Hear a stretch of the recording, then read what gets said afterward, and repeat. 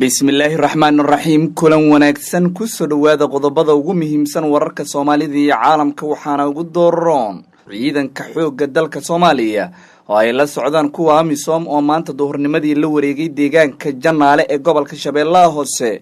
arrintan waxaa xaqiijiyay gudoomiyaha gobolka Shabeellaha Hoose Ibraahim Aadan Cali Najax oo isagu ka hadlay guusha ciidamadu ay ka gaareen qabashada deegaankaasi.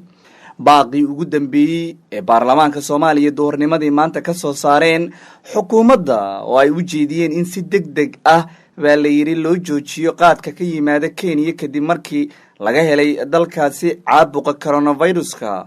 Axmed Madoobe waxa uu ka guuray si ku meel gaar ah magaalada Kismaayo halka uu degay maantana waxa uu ka farxiyay dhaqaale badan iyo jagadiisii dhinaca ciidankana kordhiyay taliyihii dhawaan ka badbaadiyay afgambiga Jubbaland ee ku sugan Afmadow.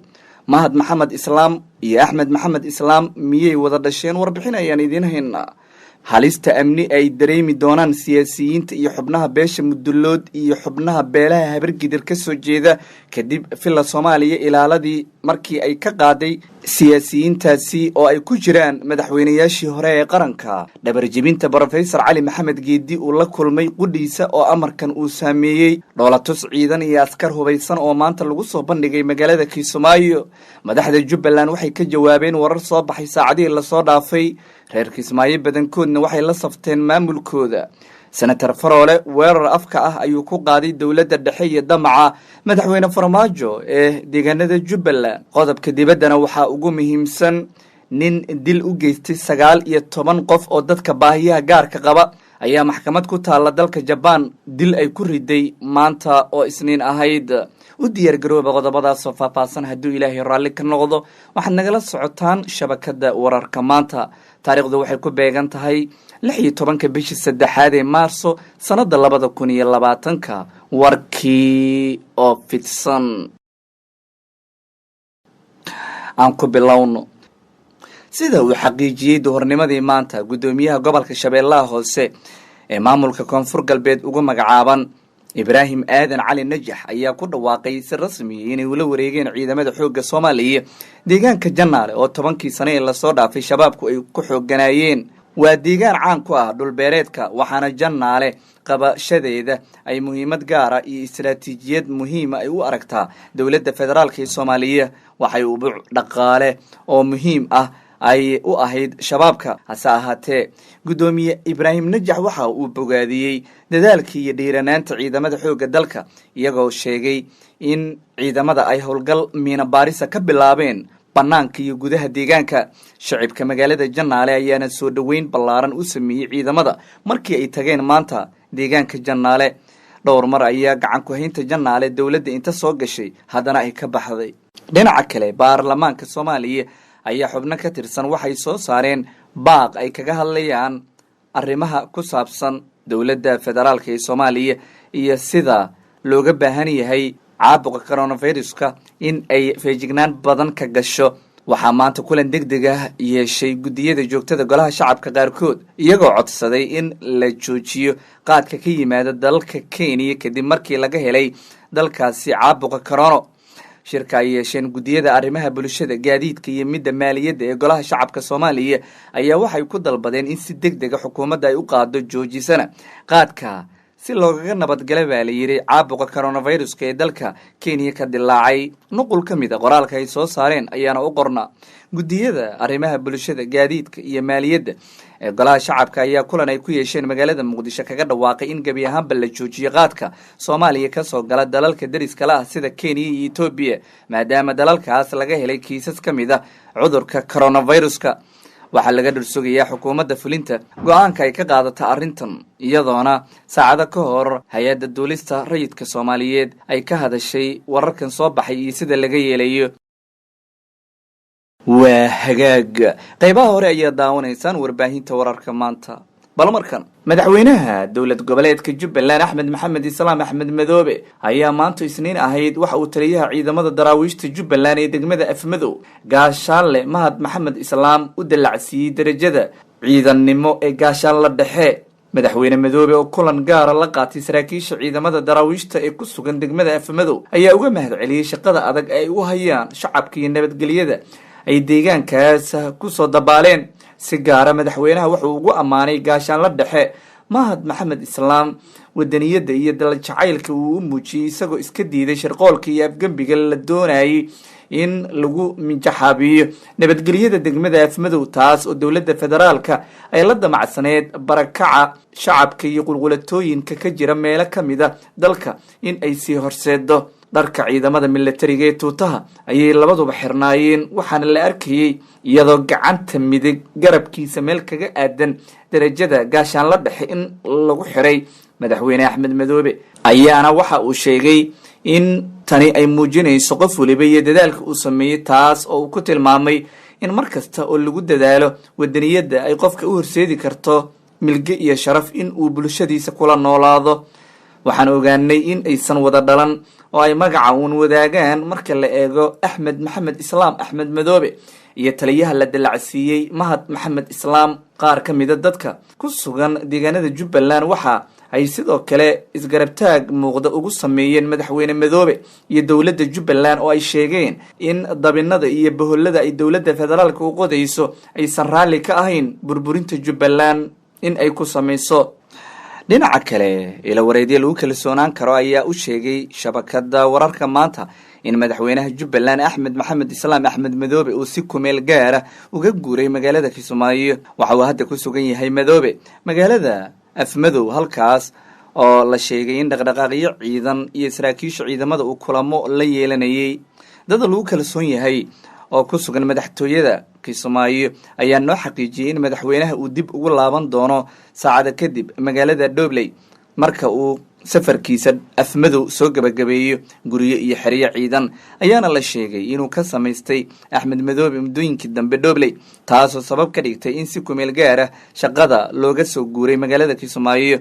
arrintaas iyadoo laga duulayo ayaa iyana waxaa maanta ciidamada Jubbaland ay dowlatus ku soo bandhigeen gudaha magaalada Kismaayo, iyagoo muujiyay in weli xarunta rasmiga ah ee ay maamulka Jubbaland ku shaqeeyaan tahay magaalada Kismaayo. dhinaca kale madaxweynaha Jubbaland ayaa ka baaqday safarkii isbuucan la filayay inuu ku aado magaalada Nairobi, halkaas oo la sheegay in Dhobley 2 isbuuc gudaheed madaxweynaha uu markii saddexaad tagi doono.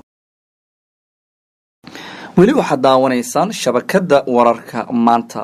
halista amni ay dareemi doonaan siyaasiyiinta iyo xubnaha beelaha Mudullood ayaa badankood waxaa loo arkaa dowladdu in ay ku loogayso sidii ay beelaha ugu noqon lahaayeen inay dilaan ururka Al-Shabaab ama dhinacyada siyaasadeed oo shirqoolle inta loo maleego lagu qaarajiyo. kadib markii uu soo baxay amarka taliyaha ciidanka xoogga Soomaaliya General Odawa Yusuf Raage uu warqad ugu sheegay in laga reebayo askarta ilaalada u ah siyaasiyiin xilal dalka ka soo qabtay qaar hadda dowladda ka tirsan, ayaa amarkaas si toos u saameynaya mas'uuliyiintii hore ee dalka soo maray oo ay ku jiraan Xasan Sheekh Maxamuud iyo Sheekh Shariif Sheekh Axmed. haddaba magacyada qaarkood ayaan ogaanay, waxaana ka mid ah madaxweynihii hore ee Soomaaliya Xasan Sheekh Maxamuud oo hadda ah gudoomiyaha xisbiga UPD, waana madaxweynihii ka horeeyay hogaamiyaha dalka Maxamed Cabdullaahi Farmaajo xilligan. Xasan Sheekh ayaana hadda dalka Turkiga ku maqan. Sheekh Shariif Sheekh Axmed oo shalay axadii dib ugu soo laabtay dalka, madaxweynihii dowladda ku meel gaarka ahayd ee Soomaaliyana soo noqday, ayaa sidoo kale ilaalada laga qaadi doonaa. gudoomiyihii hore ee baarlamaanka Soomaaliya Maxamed Sheekh Cusmaan Jawaari oo xilka iska casilay sanadkii 2018 dhamaadkeedii kadib khilaaf soo kala dhex galay isaga iyo xukuumadda, ayaa sidoo kale askarta ilaalada u ah la amray in ay xiriyaha ku xaroodaan. ra'iisul wasaarihii hore ee dowladda ku meel gaarka ahayd ee Soomaaliya Cali Maxamed Geedi oo ku sugan Muqdisho saaxiib dhowna la ah nabad iyo nolol ayaa la leeyahay isagana waa ay saameynaysaa oo ilaalada ayaa laga reebi doonaa.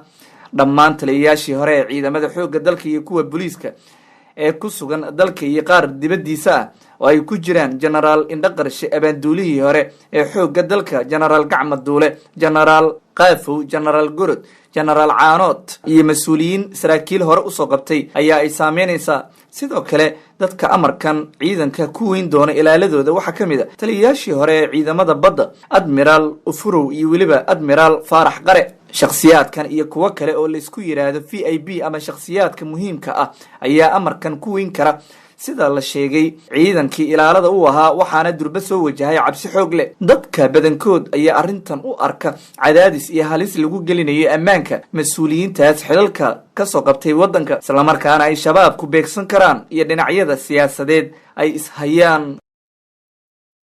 waa tahay daawadayaal saaxiibayaal, qaybaha dambe ayaan soo gaarnay warbaahinta wararka maanta. markan madaxweynihii hore ee puntland cabdiraxmaan sheekh maxamed maxamuud faroole ayaa waxa uu ka hadlay dagaalka ay dowladda dhexe kula jirto maamul goboleedka jubbaland. senator faroole ayaa isgarabtaag muuqda u sameeyey axmed maxamed islaam axmed madoobe, madaxweynaha dowlad goboleedka jubbaland, isagoo sheegay in dowladda ay ku fashilantay maadaama ay diiday ama is-hortaag ku sameyn weysay doorashadii ka dhacday bishii agosto ee sanadkii lasoo dhaafay magaalada kismaayo ee axmed islaam madoobe kusoo baxay. waxa uu sheegay senator faroole intani ay caddeynayso in uu isku filnaaday axmed islaam hoggaanka jubbaland ee sharciga, wuxuuna sheegay in dowladda uusan kaga baahnayn aqoonsi gaara. waxa uu sheegay axmed madoobe aqoonsi kama rabo dowladda dhexe, waxaa aqoonsan dastuurka dowlad goboleedka jubbaland. dowladda federaalk soomaaliya iyada ayaa faragelin ku haysa maamulkaas, waxaana laga rabaa in ay faraha kala baxdo oo ay joojiso colaadinta ay ku hayso shicibka iyo mas-uuliyiinta jubbaland.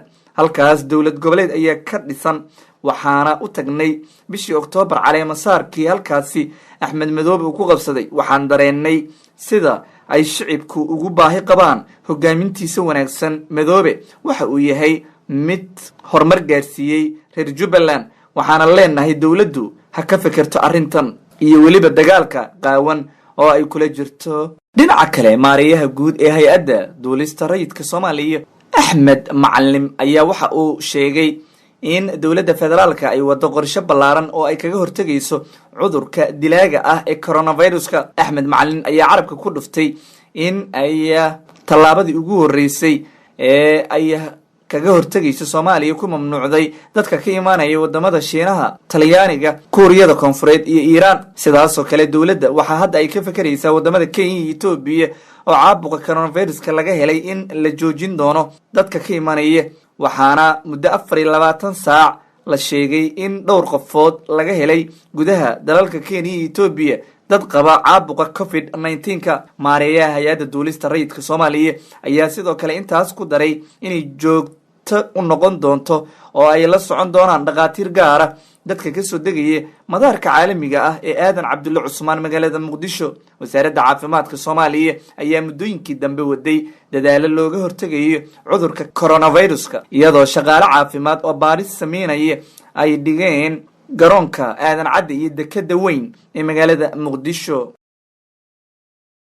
markan wasiirka ganacsiga ee xukuumadda soomaaliya ayaa qalinka ku duugay heshiis cusub oo ku saabsan mashruuc lagu horumarinayo wax soo saarka dalka, kaas oo ay la galeen soomaaliya hay-adda dhinaca horumarinta ee dalka talyaaniga. hay-addan ayaa waxa ay sidoo kale xiriir la leedahay mashruucaasna ka qayb qaadanaya hay-adaha unido, ILO iyo FAO oo qaybta beeraha u qaabilsan qaramada midoobay iyo cuntada. munaasabada heshiiska oo ka dhacday muqdisho safaaradda ay talyaaniga ku leeyihiin ayaa waxaa wadajir u saxiixay wasiirka ganacsiga injineer cabdulaahi cali xasan iyo madaxa hay-adda dhinaca horumarinta ee talyaaniga Guglielmo Giordano, waxaana ay talyaanigu ballan qaadeen in mashruucan uu noqon doono mid wax soo saar fiican u noqdo beeraleyda soomaaliyeed. dhankiisa safiirka dalka talyaaniga ee soomaaliya Alberto Feggi ayaa isagana munaasabada maruu ka hadlay waxa uu sheegay in ka dowlad ahaan ay garab taagan yihiin soomaaliya, isla mar ahaantaana ay diyaar u yihiin in ay si xoog ah ula shaqeeyaan soomaaliya. talyaaniga ayaa ah mid ka mid a dalalka sida dhow u taageera dowladda federaalka ee soomaaliya, kuna darso waxa ay talyaanigu ahaayeen isticmaalkii koonfurta soomaaliya soo gumaysanayay wixii ka horreeyay 1960kii inta aan xorriyadda iyo heriye iska tuurka aan lagu samaynin. halkaad warkaasi ka daawanaysaan waa shabakada wararka maanta. markana qodobka dibadda, nin lagu magacaabo Satoshi Uematsu ayaa waxaa la sheegay in xukun dil ah maxkamad dalka Japan ku taala ay maanta ku riday. BBC da qaybteeda dibadda la hadasha ayaa waxa ay sheegtay in maxkamadda ay ninkan ku heshay 2016 4 sano ka hor isbuurasho dhacday in uu gaari dardarsiiyey 19 dadka baahiyaha gaarka qabay. warbaahinta la yiraahdo Kyodo ee dalka Japan ku taala ayaa hay'adaha u dooda xuquuqul aadanaha waxa ay ka soo xigteen saraakiishooda in 30 sano jirkan la sheegay in meel ku dhow magaalada Tokyo falkii uu ka fuliyay ugu dambeyn maxkamadda ay ku riday xukun dil ah dhawaanna la fulin doono. warsidaha afka dheer ee Japan ka soo baxo ee la yiraahdo Mainichi Shimbun ayaa daabacay cadadkiisii maanta isniin ahayd in racfaan uusan qaadan karin xukunkaas dilkana ay u badan tahay in lagu fuliyo ninkan dadka baahiyaha gaarka qaba hore u dilay.